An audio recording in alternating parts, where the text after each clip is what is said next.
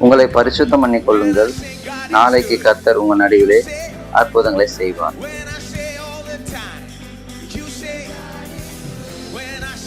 அவர்கள் கூப்பிடும் முன்னே நான் மறு உத்தரவு கொடுப்பேன்.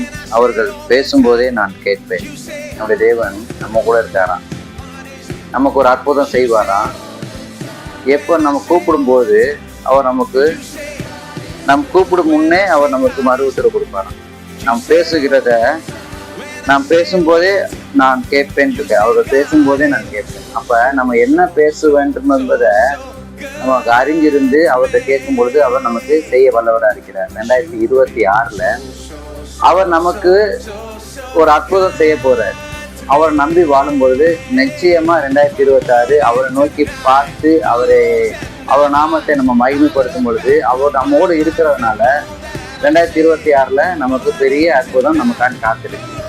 அவர் கண்டிப்பா நமக்கு செய்வார். நல்ல நீடித்த வாழ்வு தான் நமக்கு கொடுத்திருக்கிறாரு. சமாதானம் உள்ள வீடாக நம்ம வீடா மாற்றுவார். உன் அலங்கத்துக்குள் சமாதானமும் உன் அரண்மனைக்குள்ளே சுகமும் தங்கியிருக்கும் சொல்லியிருக்கிறார். அப்ப அந்த வார்த்தையை நம்புவோம், விசுவாசிப்போம், அவர் ஆராதிப்போம், அவர் நாமத்தை மயப்படுத்துவோம். நம்ம பேசும்போது அவர் கேட்கிறவராக இருக்கிறார். நம்ம என்ன பேசுகிறோம் என்பதை கவனத்தோட பேசுவோம். அந்த வார்த்தையின் மூலமா ஆண்டவர் நாமம் மகிமைப்படும். ஆமென்.